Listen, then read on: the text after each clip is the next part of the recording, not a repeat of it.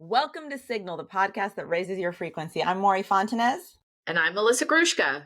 And today we have a special guest here to talk to us about masculinity. TJ Kelly is here with us. Bean, you ready? Super masculine.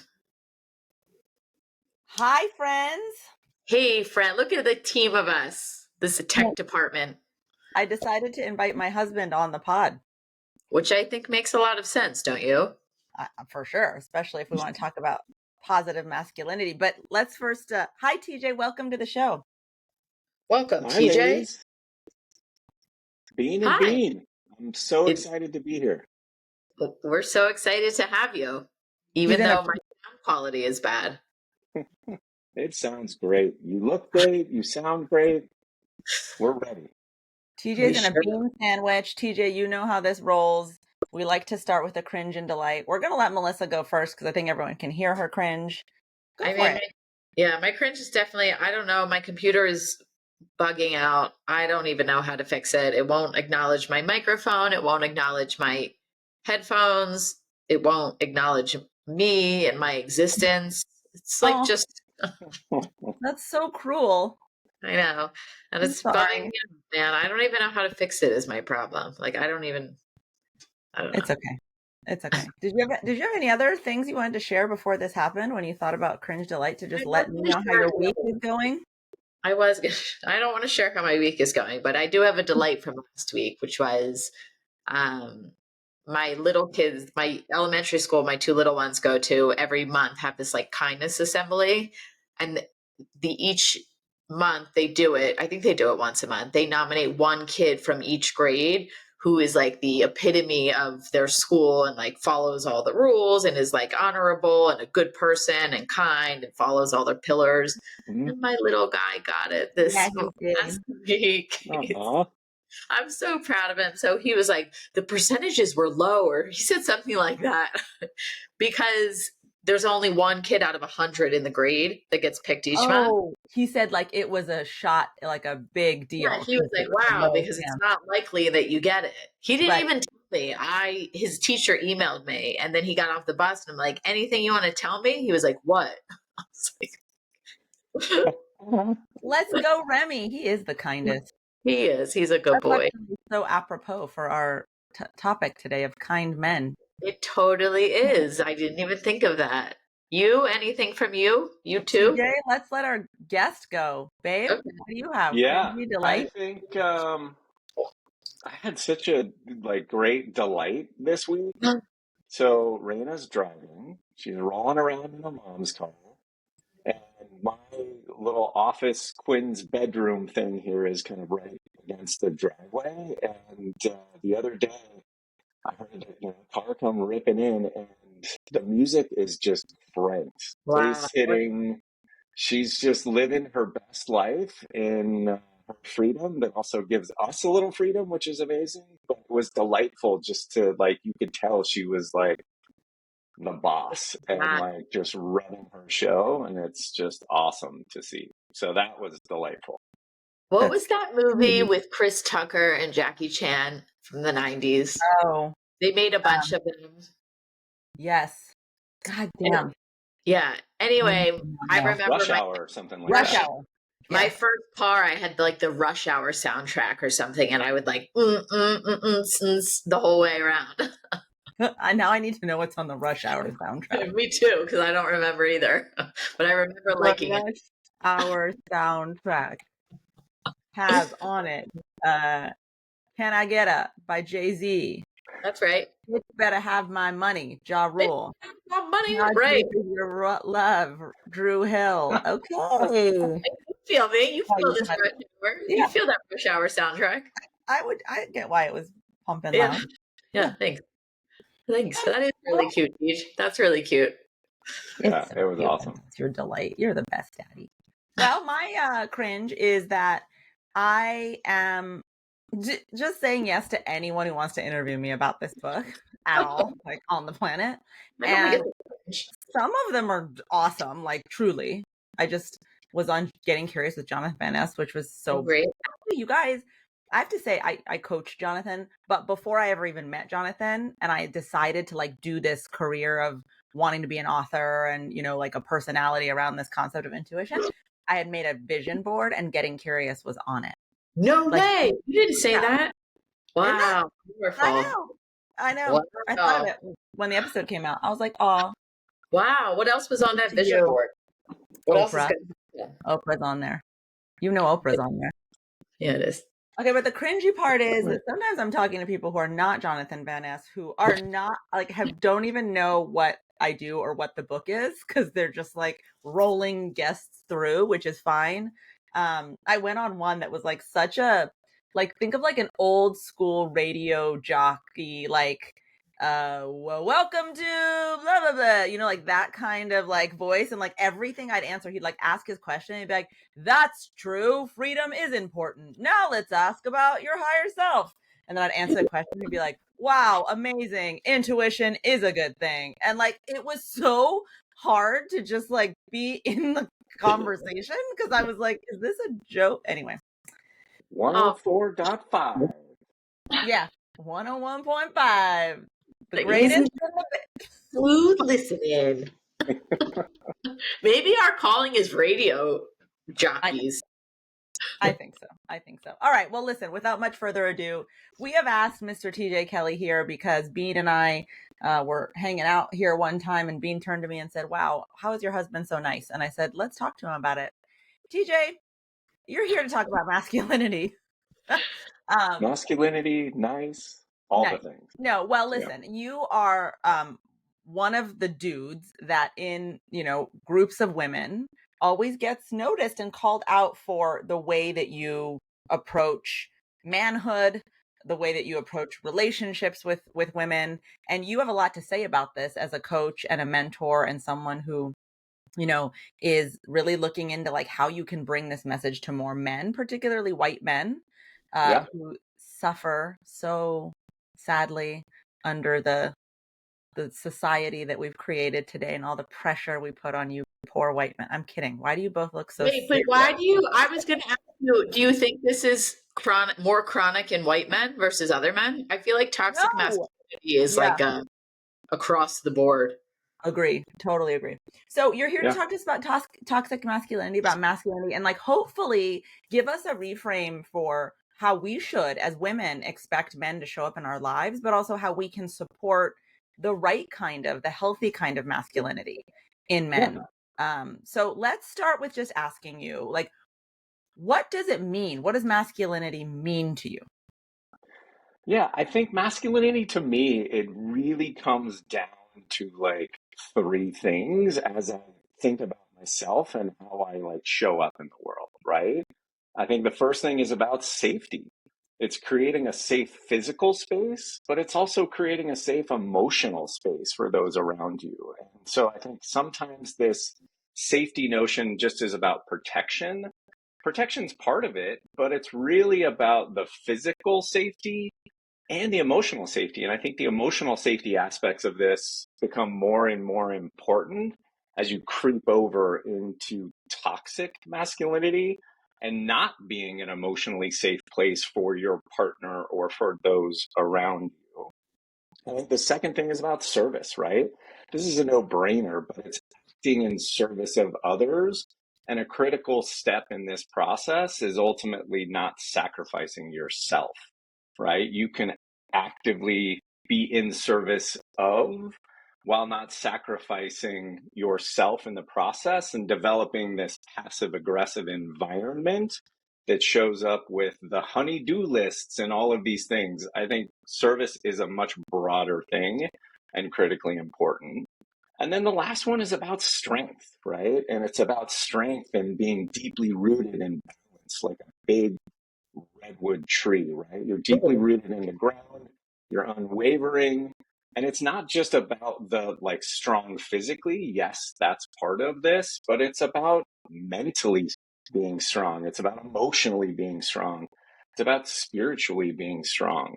And I think it's critical that strength isn't just associated with physical prowess and competition and all of those things. It's really about being in balance with yourself first so that you can show up for others that way. And it's really about, I think, in a nutshell, giving back and not just like taking from or trying to dominate in very specific ways. So again, safety, service, and strength. Pretty easy to remember and how I'm really focused on it. Okay, wait, can I? Yeah, You, go. no, you go. I was just going to say something ridiculous, like I'm very aroused right now. I know. When he said oak, as soon as he said redwood, I heard Bean saying, "I'm very aroused" in my head. Honestly, Wow. that's what was going on That was the moment, right? It was the moment when he but said it was big. with kindness. And in addition to me saying stupid things, like I am thoroughly aroused. I want to know, was your father like this? Is this the environment you grew up in? Like, was this ingrained in you?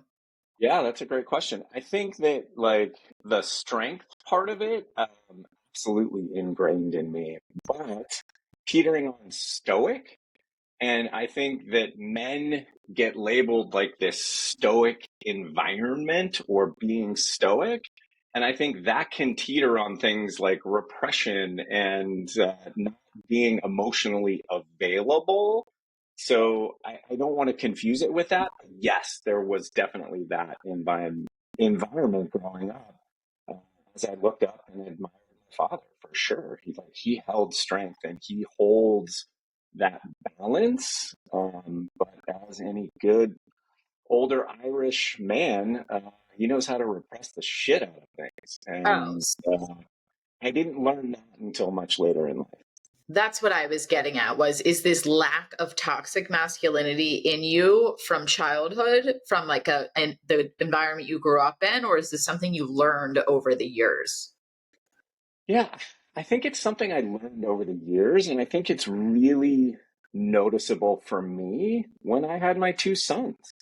That was a turning point for me when I was like, how am I going to show up for these guys? And I had started to do some work on myself, right? And started to dabble in a little bit of therapy, a little bit of coaching and things like that. But it really showed up for me when I was looking at the relationship with my father and how I ultimately wanted to be in relationship with my two sons and really see if I couldn't break the cycle a little bit and showing more emotion and being more emotionally available to them. I will say though, I think that a lot of this is about nature. I think versus That's what I nurture get. too. Yeah. I think that, you are a more connected being. You're one of the more spiritually connected men I've met. And I think that from just talking to you, like that was your experience of childhood too, or you describe yourself as a highly sensitive being. Like, can Yes. you talk about what's that experience like being a highly sensitive boy Yeah. in a environment like in the 70s, 80s in a mountain town Oh around like man. masculinity? Yeah. No, it was tough. Being highly sensitive um, usually showed up in the form of like fighting off the neighborhood gang of brothers that would ultimately be in this hyper masculine environment and being out and about. And it really showed up primarily with my brother, right? Like we had the typical like adversarial relationship. We were close enough, but not so close that we were um, emotionally connected, right? And so there was a lot of shit taking in that environment growing up. And I found that I could only bottle it up for so long before the emotions really erupted and came out in that environment. And I would hold, and then usually just blow up in a total freak out, run for the nearest device that I could like protect myself with, and then chase my brother. So it was really calm in that environment until it was enough. And then it erupted into something that I didn't even know I had in me for a really long time. And it would erupt and come out. And it came out in a very unfortunate way for me as I look back at it, because that's not who I was as a highly sensitive. And so I would repress, and then explode. And it came out sideways. And I really didn't like that myself. what did it mean to be like, what does it mean for you that you were a highly sensitive kid? Highly sensitive kid was anything from physical environment, noises, sounds, anything loud, anything that ultimately, touched my skin in a certain way, the tags and the t-shirts and all of that. And so my body was highly sensitized physically to noise, sound, physical touch, all of those things. And the chaos that was the 70s and 80s, growing up in a mountain town, all of those feelings coming at me was quite overwhelming. It was overwhelming in the environment, in activity, in sports, in all of those things. And to counter that, I really to I had to have like a strike first mentality, right? And some of my behaviors really showed a early onset of like toxic masculinity, right? So instead of taking it on, I would lash out first. So that developed over time where I had some behaviors that I would look back on now and be really upset with myself because I was protecting myself by exhibiting these toxic masculine behaviors with a little bit of like bullying, a little bit of strike first mentality that I didn't love. And I really started to like feel into that. And it was even more overwhelming for me. That was a protection mechanism. I was highly sensitive. So I think that shows, though, that there is some nature versus nurture there, because nature, you were kind and sweet, but you were in an environment where you didn't have the option or the safety net to be that way. So nurture ended up turning you toxically masculine. Which I think is what happened. Like, I really do think that no boy is born toxically masculine. Like, it's conditioned into you. That's why I wanted you to talk about this highly sensitive thing, because I don't think men talk about it enough. And I think a lot of us are highly sensitive people, whether that's touch, like you're talking about, or emotion, or sensitive to energy, or whatever it might be. And like, I think women are allowed to talk about it more than men are. I think this whole podcast is two women talking about like sensing things that are unseen, and men just like, and immediately, by the way, we get categorized as a women's podcast because it's two women talking about, the unseen, talking about energy, talking about growth, talking about like self-awareness. And those are not things that men are allowed to talk about. And that's what I think is a women's podcast. yeah, but like that's what's toxic. So I want to ask you a question. The first thing you said in your three definitions of masculinity was about safety and emotional safety. What does it take for a man to create emotional safety? I mean, it first starts with being emotional and allowing your emotions to come out, right? I mean, it was 3 years ago, 4 years ago now, my mom passing. Yeah. I got super emotional about it. And I was trying to hold that emotion in, and you were like, you got to let it out. You have to show our kids that it's okay to do that, right? That was a critical moment for me, much, much later in life, to like actually show emotion, right? So if you're going to create a space of emotional safety, you have to be able to show emotion, feel supported in showing that emotion in order to get the emotion back in that environment, in that relationship. So it really starts with showing emotion and it being okay, right? Yep. But how much during that time was I fighting off the emotion, fighting off the grief, and trying, it's okay, everything's okay, it's okay, it's okay, and it wasn't. And that was a big turning point for me in understanding the emotional aspects of myself and starting to create that emotional safety for others, to show them that it was okay to show their emotions as young men. Oh, Bean, are you getting some emotion over there? Oh, yeah. I'm just emotional these days. Everything everyone says, I'm like, okay, time to cry. I think that part of the emotional safety from my perspective as your partner is also not taking my process personally ever.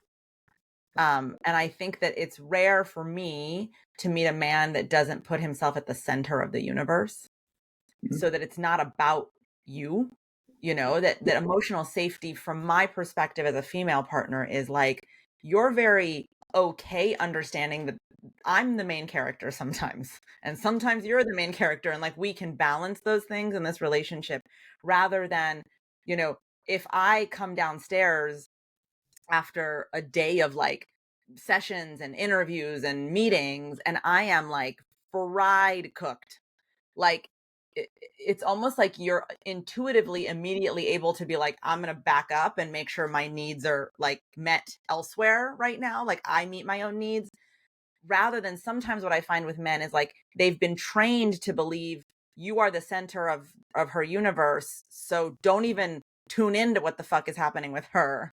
Continue to expect. Like, one, do you agree with that? And two, how do you do that? Yes, I agree with that. I think that whether it's male or female, masculine or feminine, like we can all get caught up in our own thing and get caught up in our own emotions. But for me, it's really about pausing, taking a Mm. step back, assessing like the situation and the emotional state, right? We're all empaths to some extent.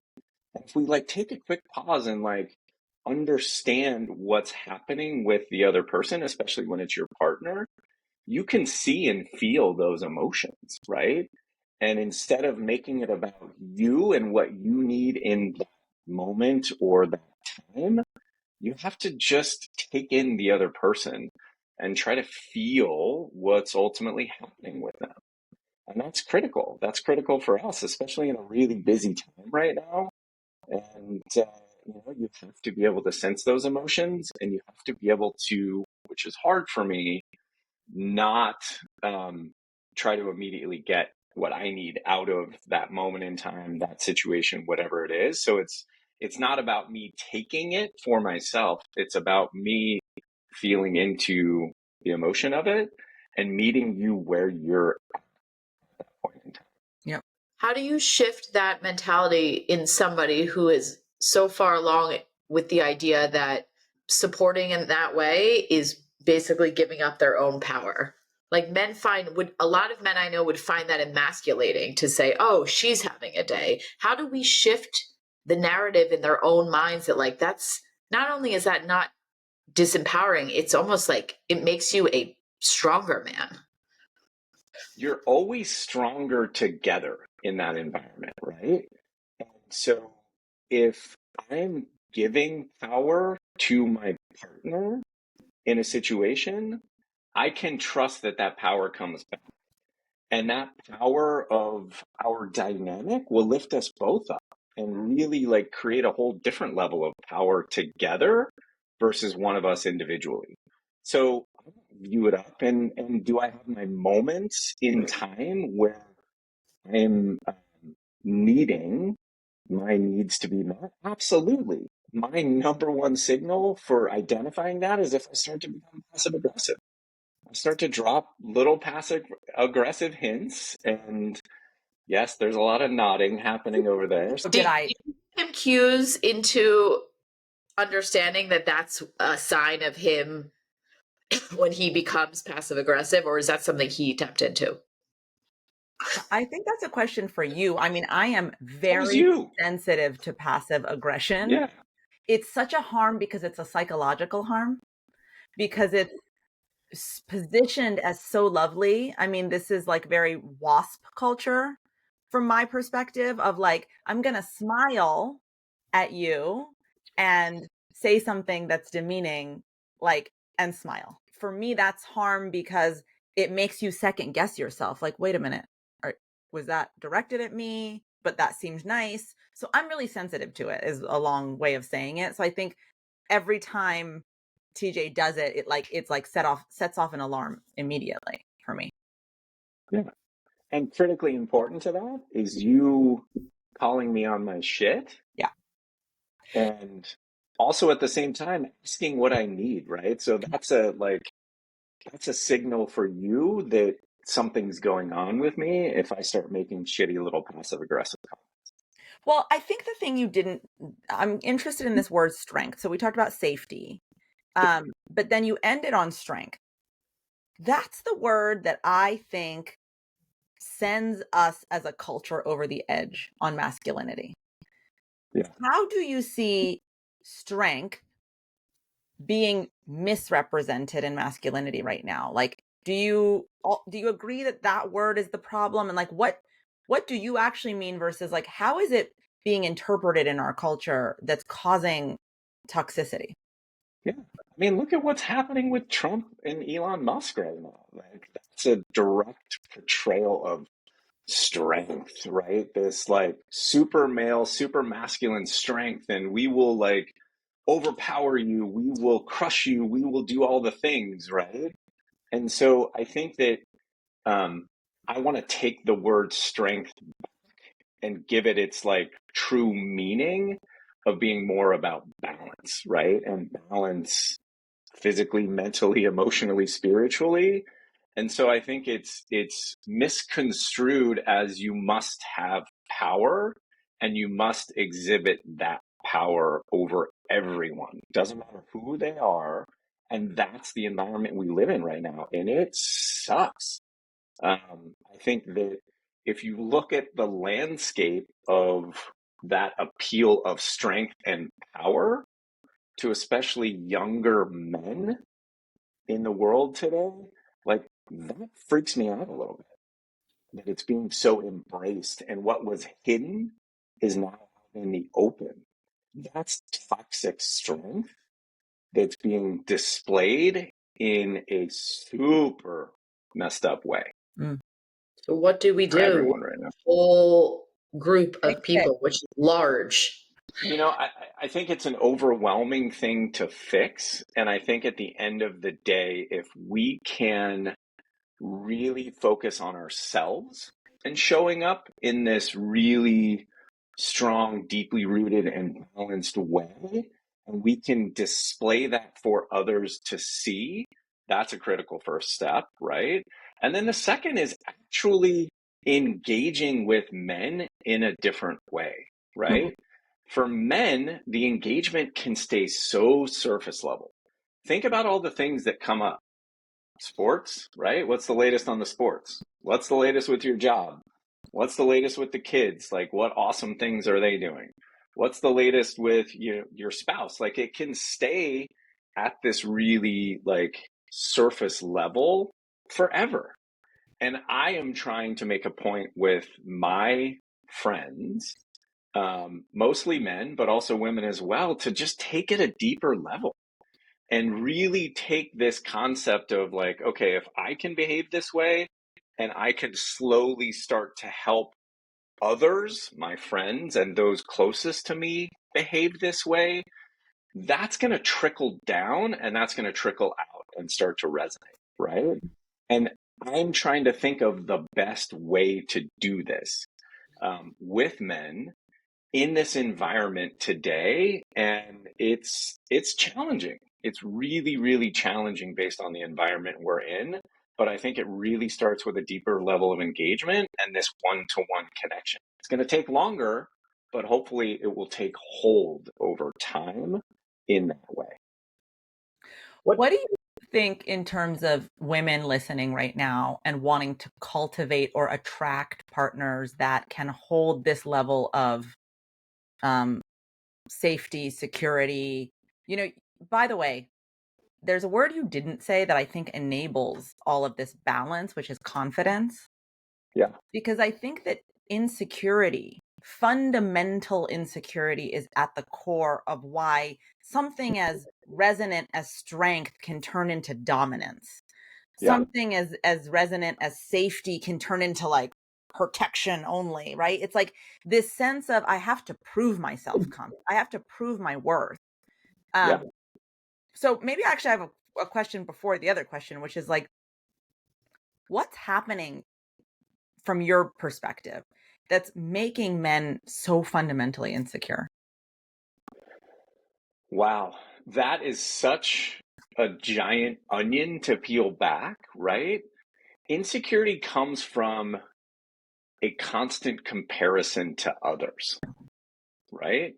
They're stronger, they're fitter, they're more successful, they got that job, I didn't get that job. They've got a great marriage and partner and they've got these great kids. So insecurity comes from a constant comparison to others and what they have versus what I don't, right? And to get that they have, you have to compete. You have to perform. You have to dominate. You have to overwhelm. So I think it's deeply rooted in comparison to others and not looking at yourself. Like, how do you develop your own self confidence to counter that insecurity? So I think it mainly comes from the comparison to others. We're in a constant state of comparison. It's everywhere for us right now. Yeah. Well, my second question was for anyone who's listening that's female, identifies as female, like, wants to attract a masculine partner.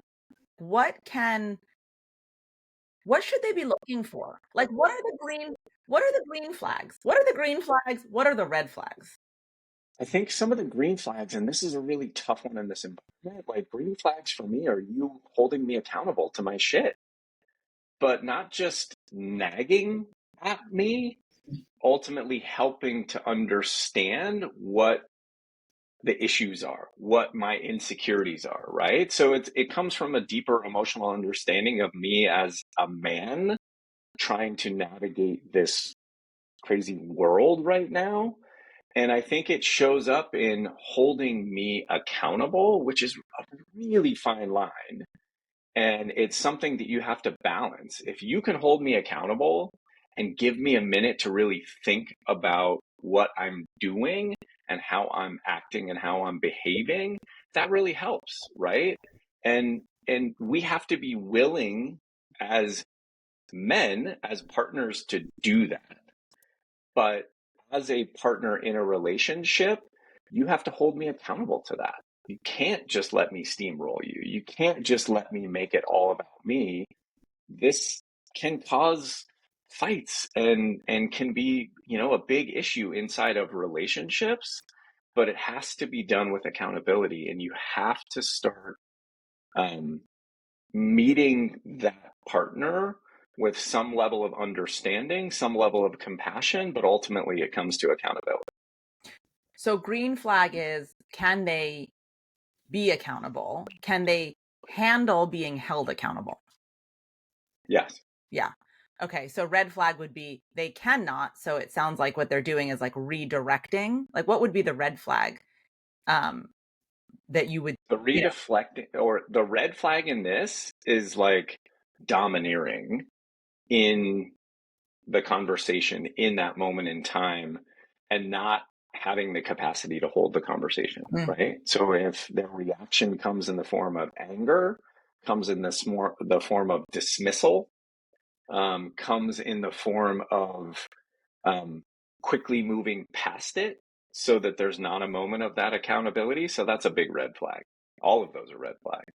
I think this is particularly challenging too because women are so taught to be quieter and allow for that space and give the men space. So it's like a really bad equation together. It becomes we're trained to behave more quietly. You should listen to our episode on the power of no. And then men are trained to be dominant.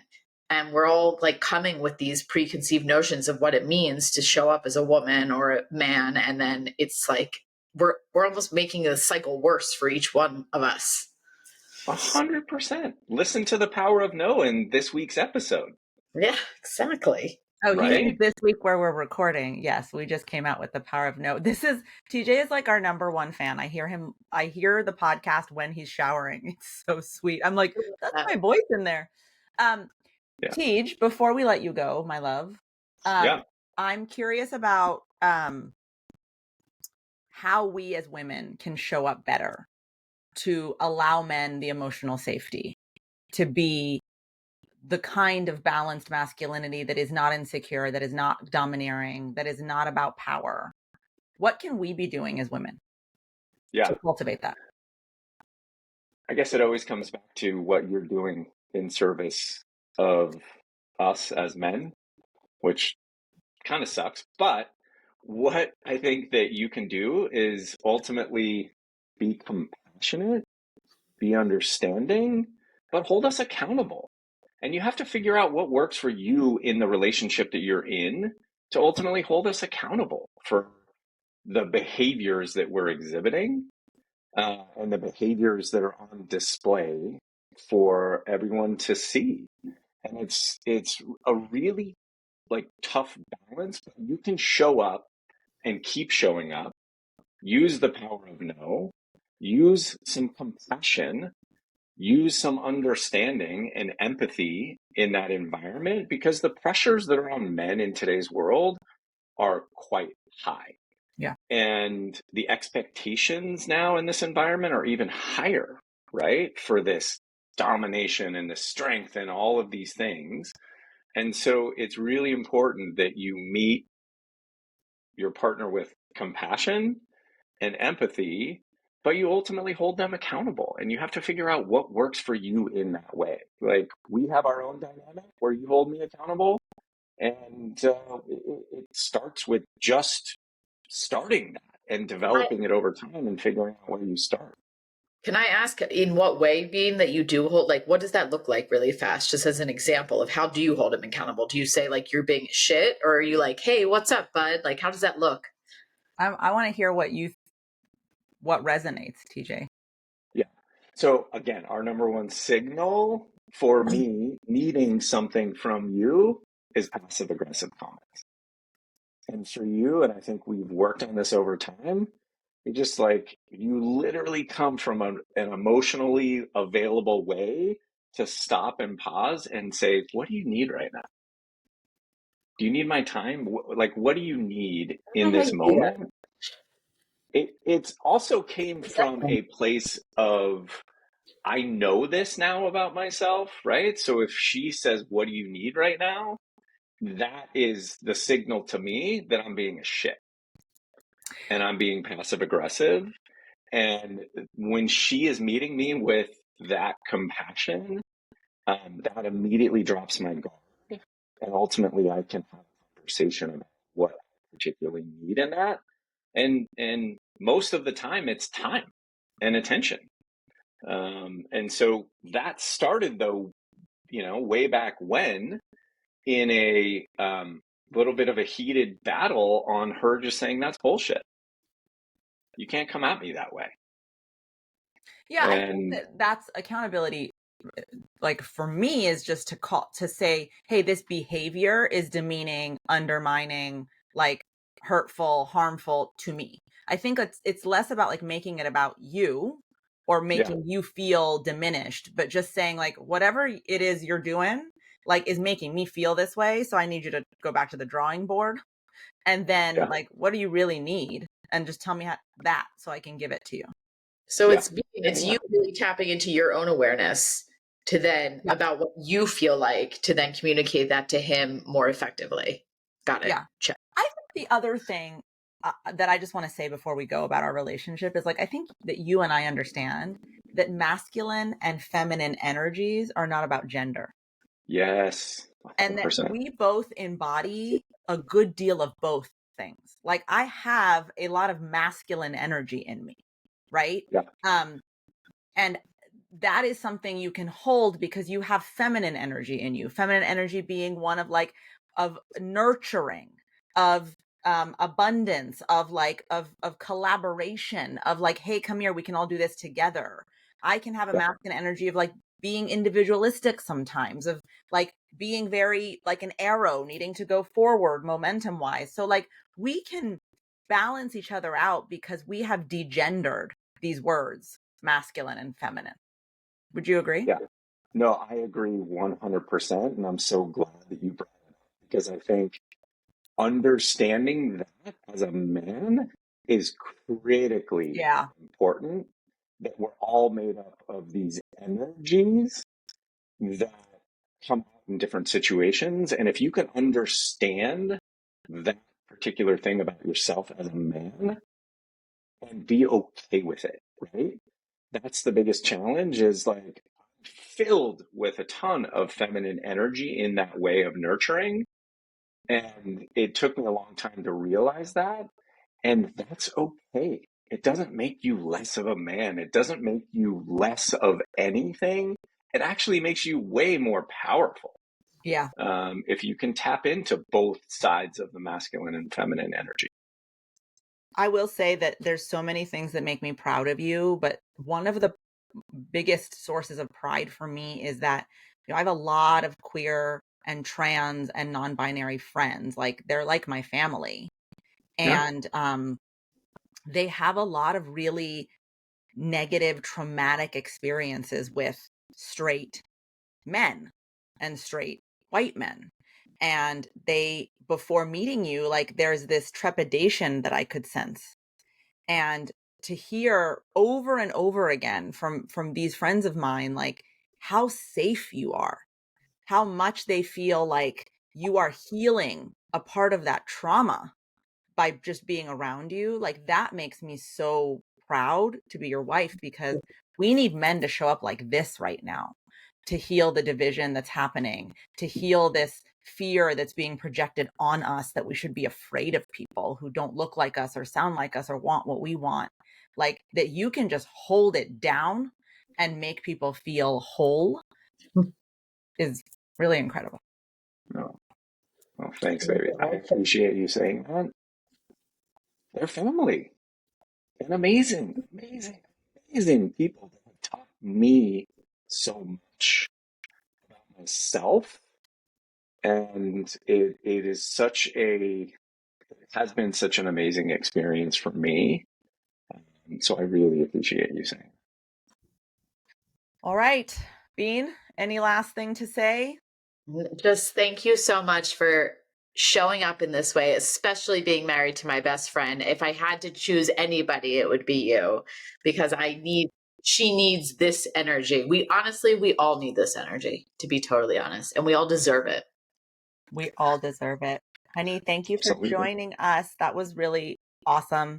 We love you. We appreciate all your support. May everyone find a partner or anyone in their lives that can just show up as their higher self so that you can be your higher self. I think that's the whole point. So thanks for joining, Bean.